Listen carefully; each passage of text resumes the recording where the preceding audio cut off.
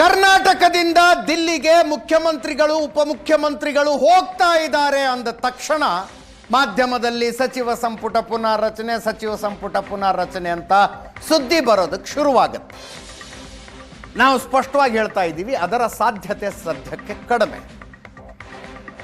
ಪುನರ್ರಚನೆ ಮಾಡೋದಕ್ಕಾಗತ್ತೋ ಇಲ್ವೋ, ಅಟ್ಲೀಸ್ಟ್ ವಿಸ್ತರಣೆ ಮಾಡಬೇಕು. ವಾಲ್ಮೀಕಿ ಹಗರಣದ ಆರೋಪದಲ್ಲಿ ಸಚಿವ ಸ್ಥಾನಕ್ಕೆ ರಾಜೀನಾಮೆ ಕೊಟ್ಟಿರುವ ನಾಗೇಂದ್ರರನ್ನು ವಾಪಸ್ ತಗೋಬೇಕು ಅಂತ ಮುಖ್ಯಮಂತ್ರಿ ಸಿದ್ದರಾಮಯ್ಯನವರಿಗೆ ಮನಸ್ಸಿದೆ.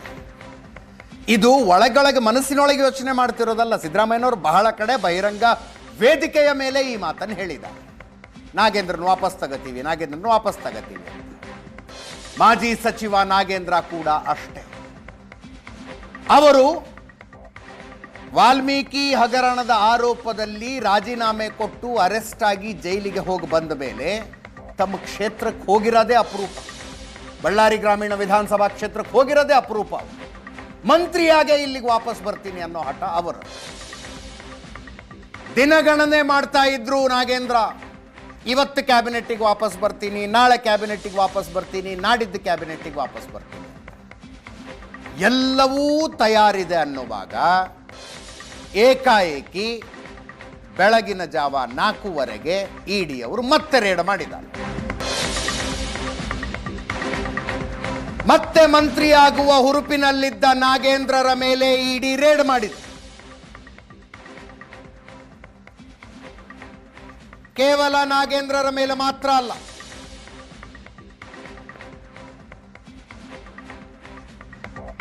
ಬಳ್ಳಾರಿ 5 ಕಡೆ, ಬೆಂಗಳೂರಿನ 3 ಕಡೆ ರೇಡು.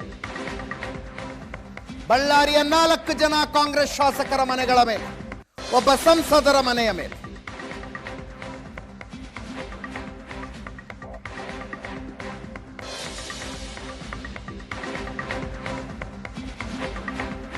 ಭರತ್ ರೆಡ್ಡಿ, ಕಂಪ್ಲಿ ಗಣೇಶ್, NT ಶ್ರೀನಿವಾಸ್, ಸಂಸದ ತುಕಾರಾಂ ಮತ್ತು ನಾಗೇಂದ್ರರ ಮನೆ. ಬಳ್ಳಾರಿ ಗ್ರಾಮೀಣ ಕ್ಷೇತ್ರದ ಶಾಸಕ ನಾಗೇಂದ್ರ, ಮಾಜಿ ಸಚಿವರು. ಬಳ್ಳಾರಿ ನಗರ ಶಾಸಕ ನಾರಾ ಭರತ್ ರೆಡ್ಡಿ, ಕಂಪ್ಲಿ ಶಾಸಕ ಗಣೇಶ್, ಕೂಡ್ಲಿಗಿ ಶಾಸಕ NT ಶ್ರೀನಿವಾಸ್, ತುಕಾರಾಂ ಬಳ್ಳಾರಿ ಸಂಸದರು. ತುಕಾರಾಂ ಅವರ ಪತ್ನಿ ಅನ್ನಪೂರ್ಣ ಸಂಡೂರಿನ ಶಾಸಕ.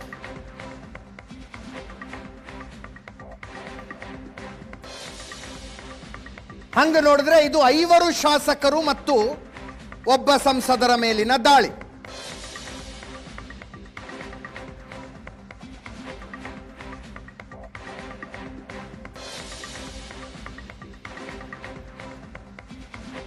ಶಾಸಕ ನಾಗೇಂದ್ರರ ಬೆಂಗಳೂರಿನಲ್ಲಿ ಶಾಸಕರ ಭವನದಲ್ಲಿರುವ ಕೊಠಡಿಯನ್ನು ಜಾಲಾಡಿದೆ ಇಡಿ.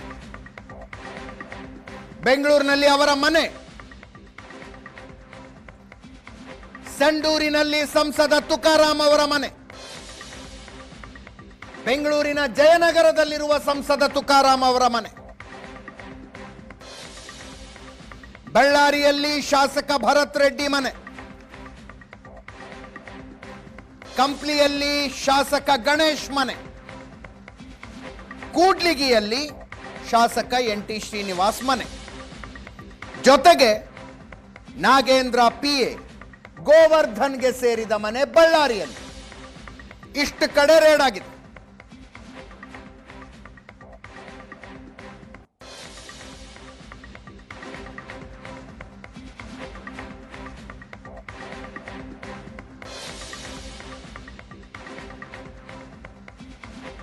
ಕೆಲವು ದಿನಗಳ ಕಾಲ ಸುಮ್ಮನಿದ್ದು ಈಗ ಏಕಾಏಕಿ ಯಾಕೆ ಇಡಿ ರೇಡ್ ಮಾಡಿದ್ದು?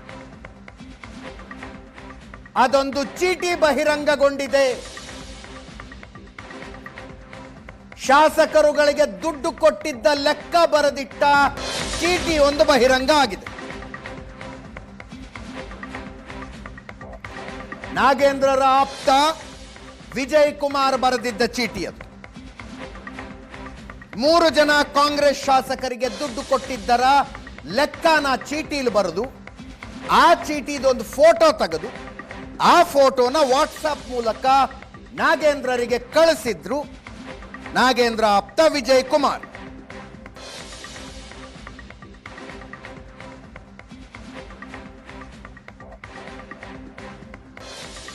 ಚೀಟಿ ಫೋಟೋ ನಾಗೇಂದ್ರ ಮೊಬೈಲ್ನಲ್ಲೂ ಸಿಕ್ಕಿದೆ, ವಿಜಯ್ ಕುಮಾರ್ ಮೊಬೈಲ್ನಲ್ಲೂ ಸಿಕ್ಕಿದೆ. ಆ ಚೀಟಿಯಲ್ಲಿ ಬರೆದಿಟ್ಟ ಲೆಕ್ಕದ ಬೆನ್ ಹತ್ತಿದೆ ಇಡಿ.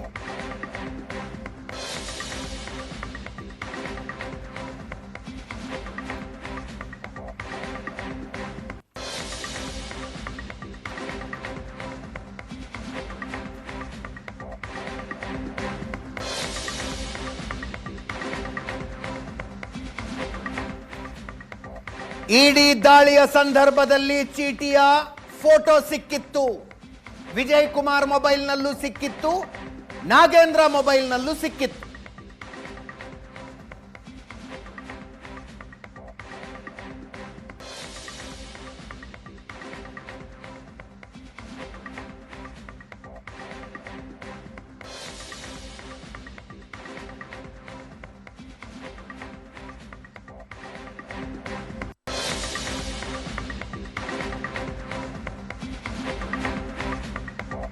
ಕುಮಾರ್ ನಾಗೇಂದ್ರರಿಗೆ ವಾಟ್ಸಾಪ್ ಮೂಲಕ ಕಳಿಸಿದ್ದ ಚೀಟಿಯ ಫೋಟೋ,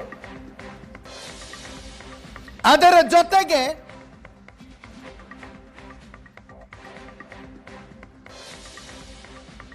ಪ್ರತಿ ಮತದಾರನಿಗೆ 200 ರೂಪಾಯಿ ಹಂಚಿದ ಲೆಕ್ಕ ಕೂಡ ಇತ್ತಂತೆ.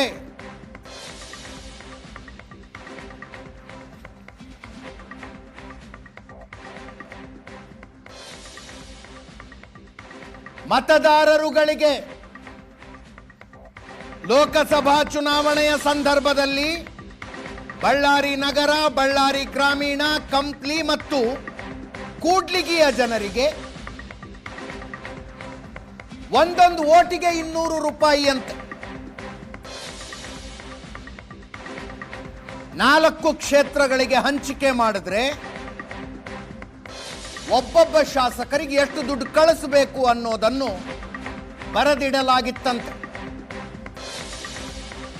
ಆ ಚೀಟಿ ಈಗ ತನಿಖೆಯ ಕೇಂದ್ರ.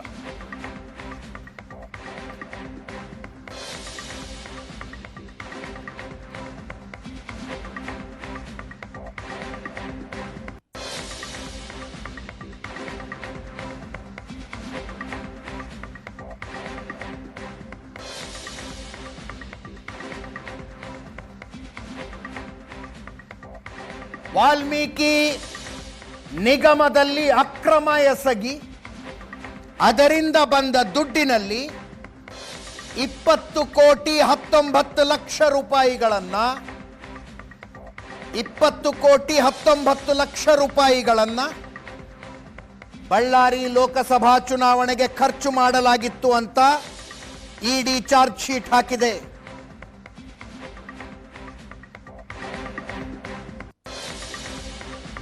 ಬಳ್ಳಾರಿ ಲೋಕಸಭಾ ಚುನಾವಣೆ ನಡೆದದ್ದೇ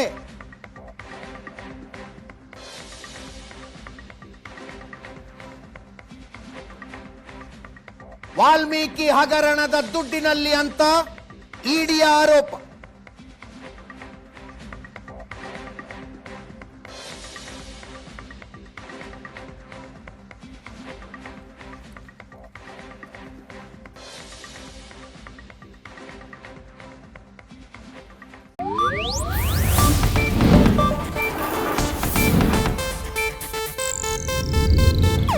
ಇದು ಏಷ್ಯಾನೆಟ್ ನ್ಯೂಸ್ ನೆಟ್ವರ್ಕ್ ಪ್ರಸ್ತುತಿ.